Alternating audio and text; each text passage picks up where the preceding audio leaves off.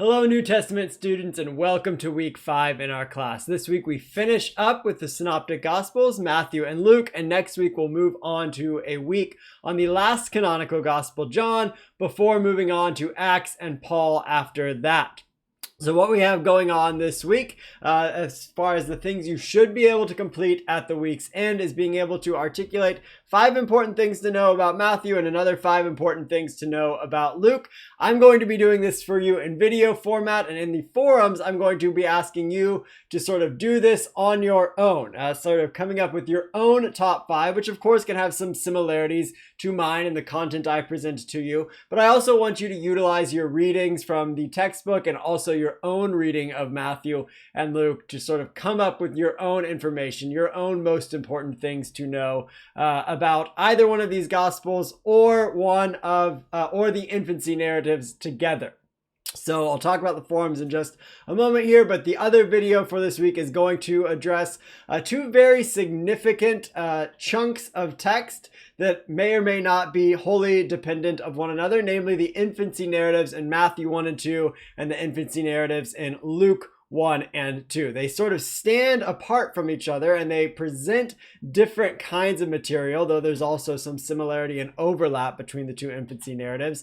But depending on whether one is more convinced by the 2-document hypothesis or one is more convinced by the Farrer theory, both of which we talked about last week, that is going to alter whether or not one thinks these are totally textually independent of one another. So under the Farrer theory, Luke would know Matthew's infancy narrative, but under the 2-document hypothesis, Luke and Matthew would not have any awareness of what each other was writing about Jesus's birth and childhood. So we're going to look at these 2 different infancy narratives, and one of your options in the forums is going to be to write a top 5 on the infancy narratives together.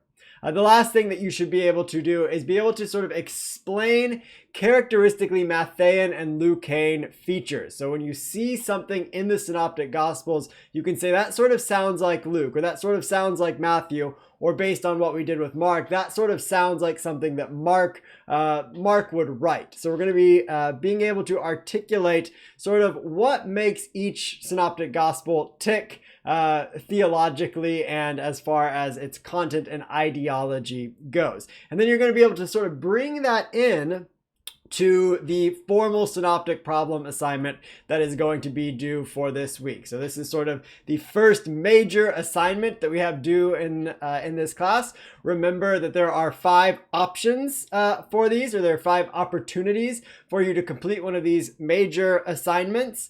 And depending on how many you complete, that is going to sort of determine your final grade in the class. And remember, we use specs grading in this class, so everything is on a pass-fail basis. So long as you complete all of the objectives for the assignment, you pass the assignment, and you can sort of check it off of your tracking sheet for your final grade in the class. So in the synoptic problem assignment instructions, I give you details about what you should be doing in this assignment, and I give you the specifications that you need to complete to be able to pass the assignment. One of the things that I encourage you to do is engage the material of the assignment the way that works best for you.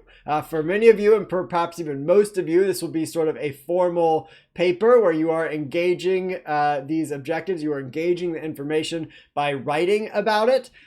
But I am more than open to you creatively engaging and completing the objectives in different kinds of ways, whether it be creating some kind of video, presenting the material in a different kind of written format, so long as you are completing those objectives. The sort of format of the assignment is open. This is why I don't call it a formal synoptic problem paper. It's an assignment in which you are completing certain objectives in a way that works well for your learning. So feel free, if you want to, engage the content in a different kind of way than a formal paper. That is okay with me for this assignment. And then the other thing, as always, is our course notes. There's going to be a lecture pause for each of the 3 lectures this week. and then the forums. And once again, we're going to have some choices about what you engage in the forums. The forums are going to ask you this week to complete an individual top 5, either on Matthew or Luke, or on the infancy narratives together. So the top 5 most important things to know about either one of those synoptic gospels or their infancy narratives together. And so you're going to do that individually. You're going to present your own top 5 in the forum. And then the next step in the task, or the next step of the forums, is to, as a group, come up with a communal top 5 on Matthew, Luke, and the infancy narrative. So you're only going to be participating in one of these forums, because you will only have to create one top 5 for the week. And by the end of Sunday, I would like you to have in the a forum that I have created, a separate forum for your sort of final version of your communal top 5, have that put in there. And I've given you a little bit of sort of instructions on the formatting for how I suggest that you go about formatting these top 5s in the forum. Specifically, a single bolded sentence with underneath it an explanation of, maybe a handful of sentences or whatever you feel like it takes you to explain the main point that you've said in concise format, in bold, next to the number, starting at 5, moving down to 1. So I look forward to see what you come up with, not only with respect to the formal synoptic problem assignment, but also in your top 5s.